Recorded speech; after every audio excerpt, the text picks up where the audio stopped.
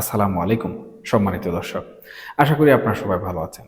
শুরুতেই আপনাদের সবাইকে স্বাগত জানাচ্ছি আমার আজকের এই আলোচনায়। দর্শক, আজকে আমরা এমন একটা বিষয় নিয়ে কথা বলবো, যা নিয়ে বর্তমান সময়ে চায়ের কাপ থেকে শুরু করে ড্রয়িং রুম সব জায়গাতেই কিন্তু ফিসফাস চলছে।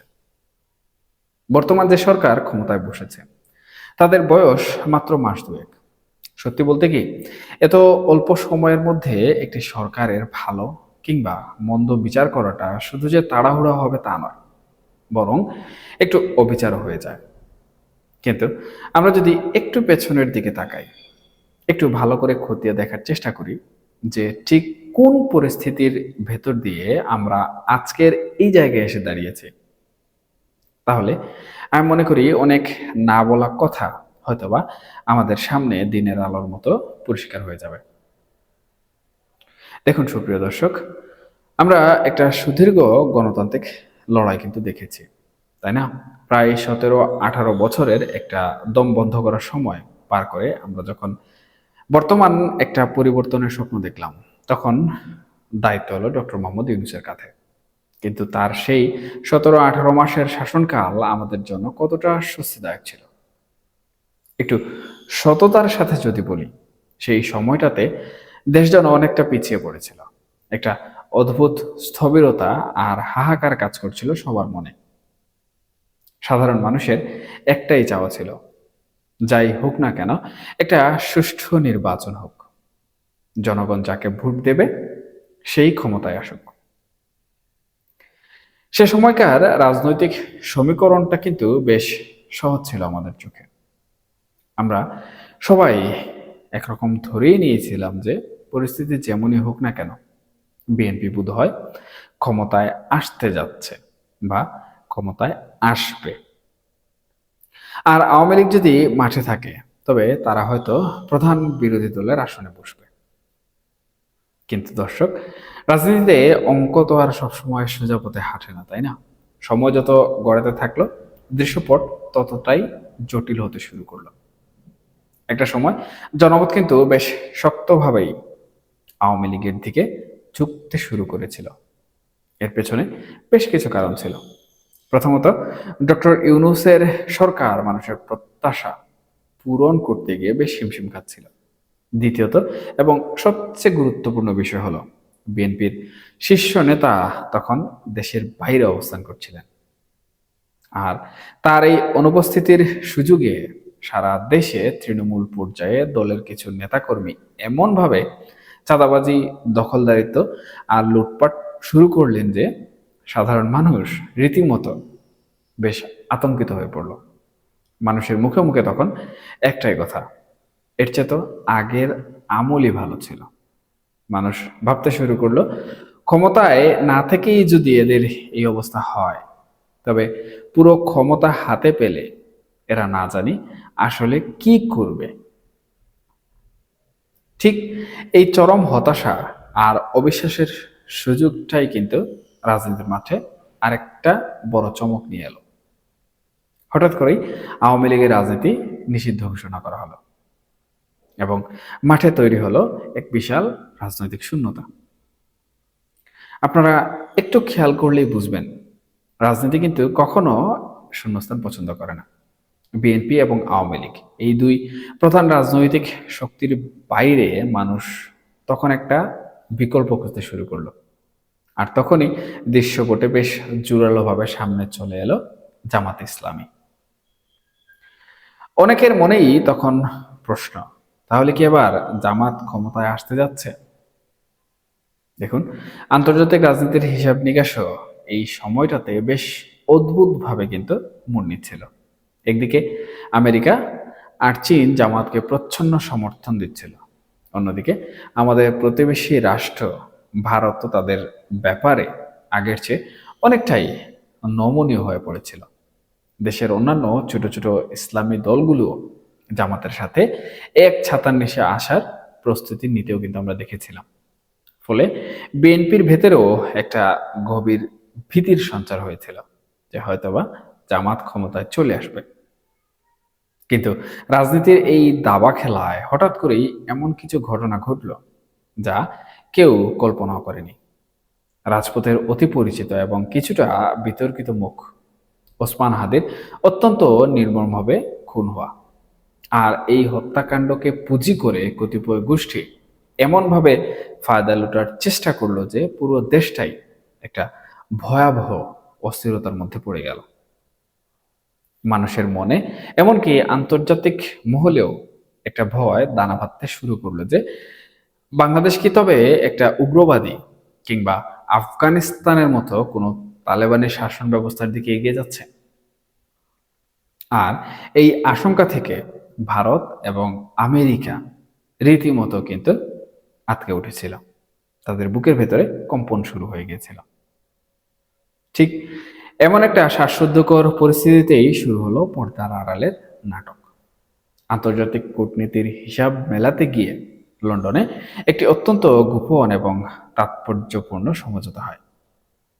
বাতাসে কান পাতলেই শোনা যায় ডক্টর ইউনূস এবং তারেক রহমানের মধ্যে একটি গোপন চুক্তি স্বাক্ষরিত হয়েছিল।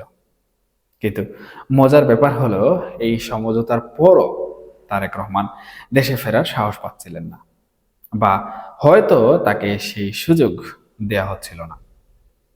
তার মা কিন্তু তখন হাসপাতালে জীবন মৃত্যুর সন্ধিক্ষণে। নানা রকম গুজব ভাসছিল বাতাসে। বিএনপির ভেতরেও খুব জমছিল যে তাদের নেতা কেন আসলে সেই সময় দেশে আসছেন না। তারপরের ঘটনা প্রবাহ তো আপনারা সবাই খুব ভালো করে দেখেছেন। সবকিছু এত দ্রুত আর এমন নিখুঁতভাবে ঘটতে শুরু করলো যেন আমরা কোনো টান টান উত্তেজনার পলিটিক্যাল থ্রিলার সিনেমা দেখছি। তারেক রহমান সাহেব ঘোষণা দিলেন 25শে ডিসেম্বর তিনি দেশে ফিরবেন।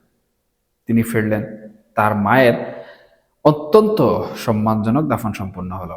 তিনি রাষ্ট্রীয় প্রটোকল পেলেন, একটা নির্বাচন হলো এবং সেই নির্বাচনে জিতে তিনি সরাসরি প্রধানমন্ত্রীর চেয়ারে বসে পড়লেন। দেখুন দর্শক, একটা মুভিতে যেমন ডিরেক্টর, ক্যামেরাম্যান আর স্ক্রিপ্ট রাইটারের নিখুঁত সমন্বয়ে একের পর এক দৃশ্য সাজানো থাকে, ঠিক তেমনি ভাবেই যেন এই পুরো রাজনৈতিক পট পরিবর্তনটা সাজানো ছিল।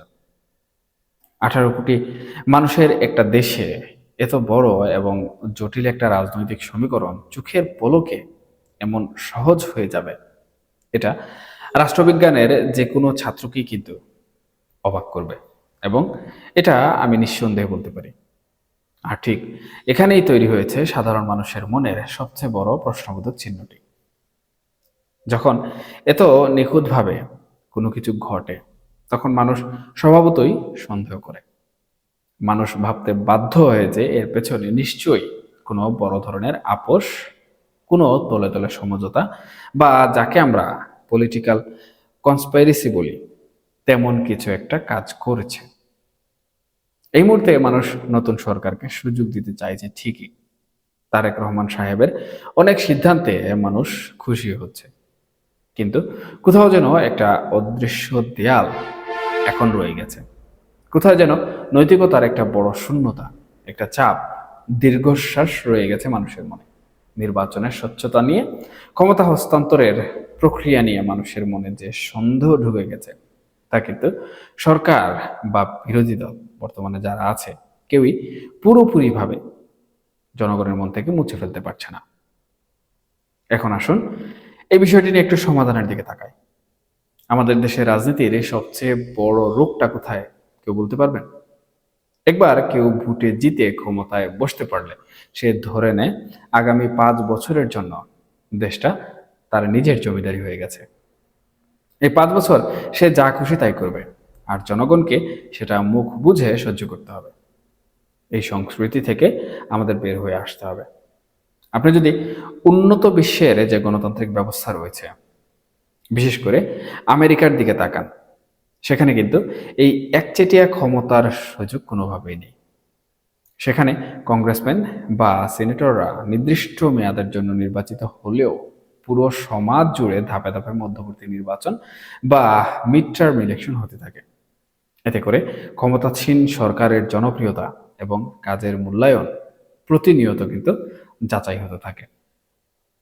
সরকারের যদি জনসমর্থন কমে যায়, তবে এই মধ্যবর্তী নির্বাচনে তারা সংখ্যাগরিষ্ঠতা হারায়, যা সরকারের ক্ষমতাকে একটা জবাবদিহিতার মধ্যে কিন্তু ব্যাপক ভালোভাবেই আটকে রাখে। দর্শক, আমাদের দেশেও ঠিক এমন একটা কাঠামোগত পরিবর্তন আমি মনে করি খুব বেশি প্রয়োজন। শুধু 5 বছর পর পর একটা নির্বাচনের জন্য বসে না থেকে আমাদের সংসদীয় ব্যবস্থাকে এমনভাবে সাজানো উচিত যেন নিয়মিত বিরতিতে জনসমর্থন যাচাই করা যায়। আর এই ঘন ঘন বা মধ্যবর্তী নির্বাচনগুলো পরিচালনার জন্য আমাদের সেই পুরনো এবং পরীক্ষিত মডেলটিতেই ফিরে যেতে হবে। একটু যদি ইতিহাসের পাতা উল্টাই, 1991 সালে বিচারপতি শাহাবুদ্দিন আহমেদ কিংবা 1996 সালে বিচারপতি হাবিবুর রহমানের নেতৃত্বাধীন তত্ত্বাবধায়ক সরকারের অধীনে যে নির্বাচনগুলো হয়েছিল তা আজও কিন্তু আমাদের দেশে সুষ্ঠু নির্বাচনের মানদণ্ড হিসাবে বিবেচিত হয়। সেই সময়কার নির্বাচনগুলোতে একটা উৎসবের আমেজ কিন্তু ছিল, কোনো ভয় বা পেশি শক্তির প্রভাব কিন্তু সেই সময় ছিল না। আপনারা ইতিহাস ঘাটলে এগুলো পেয়ে যাবেন। আমাদের দেশটা তো পৃথিবীর 8-10টা দেশের মতো নয়, তাই না? আমাদের রাজনৈতিক সংস্কৃতিতে একটা প্রবাদ খুব প্রচলিত, যে যায় লঙ্কায় সেই হয় রাবণ। এই রাবণ হওয়ার যে প্রবণতা, সেটাকে রুখতে হলে আমাদের নির্বাচন ব্যবস্থায় একটা স্থায়ী এবং নিরপেক্ষ ছাঁকনি দরকার। একটি শক্তিশালী অন্তর্বর্তীকালীন কিংবা নির্দলীয় তত্ত্বাবধায়ক সরকারের অধীনে যদি নিয়মিত নির্বাচনগুলো হয়, তবে রাষ্ট্র ক্ষমতা নিয়ে রাজনৈতিক দলগুলোর এই যে ইঁদুর বিড়াল খেলা, সেটা চিরতর বন্ধ হবে। দর্শক, গণতন্ত্র শুধু বইয়ের পাতায় নয়, বরং প্রাতিষ্ঠানিকভাবে রূপ লাভ করবে। আর যেদিন সেটা সম্ভব হবে, সেদিনই হয়তো বাংলার সাধারণ মানুষ বুক ভরে একটা স্বস্তির নিঃশ্বাস ফেলতে পারবে। এখন আপনাদের মনে প্রশ্ন আসতে পারে, এই মধ্যবর্তী নির্বাচনগুলো আসলে কিভাবে হবে? দেখুন সুপ্রিয় দর্শক, আমাদের যে স্থানীয় সরকার নির্বাচনগুলো রয়েছে, সেই স্থানীয় সরকার নির্বাচনগুলোই কিন্তু সেই মধ্যবর্তী নির্বাচনের একটা গুরুত্বপূর্ণ অংশ। দেখুন, সরকারের নিয়ন্ত্রণে যদি স্থানীয় সরকারের নির্বাচনগুলো হয়, তাহলে সেখানে কিন্তু সরকার দলীয় একটা প্রভাব অবশ্যই থাকে। এটা আপনি যদি একদম সুফি দরবেশ হয়ে থাকেন, তাহলেও কিন্তু বললে কেউ আপনার কথা বিশ্বাস করবে না। এবং আমাদের দেশের যে সংস্কৃতি বা আমাদের দেশের যে রাজনীতি, সেই রাজনীতিতে আমরা কিন্তু প্রবলভাবে একটা বিষয় লক্ষ্য করি। আমি কিছুক্ষণ আগে বললাম যে যে লঙ্কায় যায় সেই রাবণ। ঠিক একইভাবে এই স্থানীয় সরকার নির্বাচনগুলোর সময় যে আসলে কেন্দ্রীয়ভাবে ক্ষমতায় থাকে, অর্থাৎ সরকারে থাকে, তার একটা বড় আধিপত্য কিন্তু এই নির্বাচনগুলোতে থাকে। যার কারণে নির্বাচনের ফলাফলে অনেক ক্ষেত্রে সরাসরি কোনো প্রভাব না পড়লেও গোপনে কিংবা পর্দার আড়ালে নানা ধরনের প্রভাব পড়ে থাকে। এমনকি ভোট ডাকাতি, ভোট চুরি, চাল ভোট সহ বিভিন্ন ধরনের প্রভাব আমরা দেখতে পাই। আর সব থেকে বড় যে বিষয়টি, সেটি হচ্ছে আধিপত্য। দেখুন, সরকার দলের একজন প্রভাবশালী এমপি, প্রভাবশালী মন্ত্রী যদি অত্র এলাকার নির্বাচনী দায়িত্বে অত্র এলাকার সেই রাজনৈতিক দলের একজন প্রভাবশালী নেতাকে নিয়ে কাজ করেন, তাহলে সেখানে অবশ্যই সেই মন্ত্রী, সেই এমপির ক্ষমতা সব থেকে বেশি থাকবে এবং প্রশাসনও সেই মন্ত্রী এমপির কথা শুনতে বাধ্য হবে। এখন ওই মন্ত্রী এমপির লবিং তদবির কিংবা তাবিজ কবজের মাধ্যমে যে প্রভাবশালী নেতা নির্বাচন করছেন, উনি নিঃসন্দেহে সেই রাজনৈতিক দলের একটা সমর্থন অবশ্যই পাবেন। আর সেই সমর্থনের কারণেই কিন্তু উনি ওনার আধিপত্যটা সেই জায়গায় খাটাতে পারবেন। আর যেখানে আধিপত্য থাকে এবং ক্ষমতার সব থেকে যে বড় শক্তি, পেশি শক্তি, সেটি ব্যবহার করার সুযোগ থাকে, সেখানে কিন্তু বাকি যারা রয়েছেন, অর্থাৎ সরকার দলের বাইরে অন্য যারা থেকে থাকেন নির্বাচনে, তারা কিন্তু খুব একটা প্রভাব বিস্তার করতে পারেন না। আবার তারা যদি প্রভাব বিস্তার করার চেষ্টাও করেন এই নির্বাচনকে ঘিরে, তাহলে তাদেরকে কিন্তু নানাভাবে হ্যারাসমেন্টের শিকার হতে হয়। এটা আমি আমার মন গড়া কোনো কথা বলছি না। আপনারা আপনাদের নিজের চোখ বন্ধ করুন, আপনাদের চোখে কিন্তু অতীতের নির্বাচনগুলো এভাবেই নজরে আসবে। যার কারণে এই যে মধ্যবর্তী নির্বাচনগুলোতে যদি বর্তমান সরকার, যেহেতু সংসদে বর্তমান সময়ে সংস্কার নিয়ে বিভিন্ন ধরনের কথাবার্তা হয়, অন্তর্বর্তীকালীন সরকারও এই সংস্কার নিয়ে বিভিন্ন ধরনের কথাবার্তা বলে গেছে, তাহলে এই একটি গুরুত্বপূর্ণ সংস্কার এই সরকার, এই সংসদ, এই সরকার দল এবং এই বিরোধী দল মিলে কি করতে পারবে না? যদি পারে, তাহলে একটা নিরপেক্ষ এবং নির্দলীয় প্রশাসন বা অন্তর্বর্তীকালীন সরকার অথবা তত্ত্বাবধায়ক সরকার ব্যবস্থার মাধ্যমে যদি এই মধ্যবর্তী বা স্থানীয় নির্বাচনগুলো হয়, তাহলে বাংলাদেশের রাজনীতির মধ্যে একটা আমূল পরিবর্তন আনা সম্ভব। এবং কেন্দ্রীয় যে সরকার রয়েছে তার যে ক্ষমতা, সেই ক্ষমতা এবং তার যে জনপ্রিয়তা, সেই জনপ্রিয়তা আসলে কতটুকু থাকলো, কতটুকু হারালো, এটাও কিন্তু আমি মনে করি অনেকটাই প্রমাণিত হবে। দেখুন, বর্তমান সরকার সংসদে বসেই কিন্তু এই যে স্থানীয় সরকার নির্বাচনে দলীয় প্রতীক থাকবে না এই বিলটি পাশ করেছে এবং স্থানীয় সরকার নির্বাচন থেকে প্রতীক উঠিয়ে দিয়েছে। এখন এটা থেকে তারা আসলে বোঝানোর চেষ্টা করছে যে তারা স্থানীয় পর্যায়ে দলের কোনো প্রভাব রাখবে না, কিন্তু আমি যে কথাগুলো বললাম এটি কিন্তু সাবলীল সত্য এবং সাবলীল বাস্তবতা। এখন দেশের গণতান্ত্রিক সুস্থ ধারা বজায় রাখতে জনগণ কতটুকু সেই সরকারের উপর আস্থাশীল সেটা বুঝতে হলে এই মধ্যবর্তী নির্বাচনগুলো বা স্থানীয় সরকার নির্বাচনগুলো কিন্তু অত্যন্ত ক্লিন এবং ফেয়ার রাখতে হবে। এর জন্য তত্ত্বাবধায়ক সরকার ব্যবস্থার মাধ্যমে, স্বাধীন নির্বাচন কমিশনের মাধ্যমে এগুলো কিন্তু করতে হবে।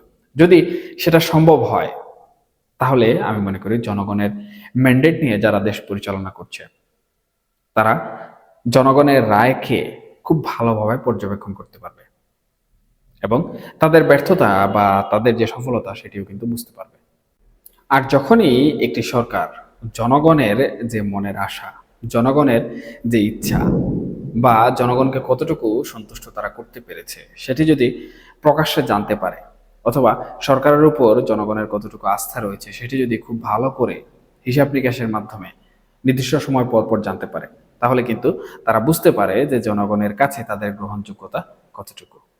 কারণ ঘুরে ফিরে 5 বছর পর কিন্তু একটি নির্বাচন অবশ্যই হবে এবং সেই নির্বাচনে জনগণ পছন্দ করছে কি করছে না, বা জনগণ তাদেরকে অপছন্দ করে নতুন কাউকে ক্ষমতায় নিয়ে আসবে কিনা, সেটাও কিন্তু এই নির্বাচনগুলোর মাধ্যমে জানা যাবে।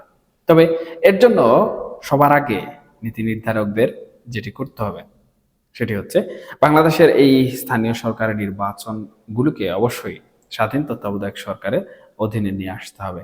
এবং আরেকটি মুখ্য গুরুত্বপূর্ণ বিষয় হচ্ছে দেশের অন্তর্ভুক্তিমূলক গণতন্ত্র যেটা রয়েছে বা সর্বদলীয় অংশগ্রহণে যে নির্বাচন, সেটিকে ফিরিয়ে আনতে হবে। যদি সরকার সেই কাজগুলো করতে পারে, তাহলে এগুলো জনগণের কাছে গ্রহণযোগ্য হবে। আর জনগণ যেটা গ্রহণ করে নেয়, আমার মনে হয় এই পৃথিবীর ইতিহাস কিংবা রাজনৈতিক যে ইতিহাস রয়েছে এখন পর্যন্ত এই বিশ্বে, জনগণ যেটা পছন্দ করে নেয় বা জনগণ যেটাকে মেনে নেয় সেটাকে উড়িয়ে দেওয়ার মতো কোনো শক্তি সেই রাষ্ট্রে কখনোই জন্ম নিতে পারে না। কারণ জনগণের ঊর্ধ্বে কখনোই কেউ যেতে পারে না, সেটা হোক সর্ববৃহৎ রাজনৈতিক দল, সেটা হোক কোনো গুপ্ত রাজনৈতিক দল, অথবা সেটা হোক কোনো সুকৌশলী রাজনৈতিক শ্রেণী, উগ্রবাদ শ্রেণী, কিংবা একচেটিয়া কোনো রাজনৈতিক দল।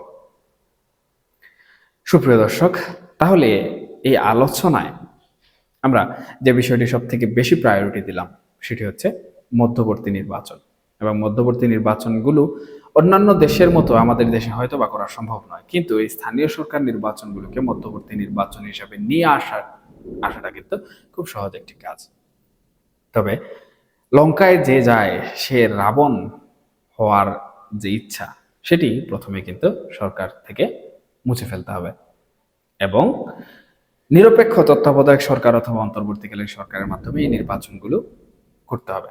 তাহলে কিন্তু দেশ সঠিক পথে থাকবে, দেশের সরকার সঠিক পথে থাকবে এবং জনগণের মনের ইচ্ছা, মনের আকাঙ্ক্ষা, মনের বাসনা জানা সহজ হবে। এখনকার মতো এই পর্যন্তই। সবাই ভালো থাকুন, সুস্থ থাকুন। আর হ্যাঁ, এই আলোচনা প্রসঙ্গে আপনাদের যদি কোনো মন্তব্য থেকে থাকে তাহলে অবশ্যই কমেন্ট বক্সে জানাতে ভুলবেন না, কারণ আপনাদের প্রত্যেকটি কমেন্ট আমার জন্য গুরুত্বপূর্ণ, আমি সেখান থেকে শিক্ষা অর্জন করি। আল্লাহ হাফেজ।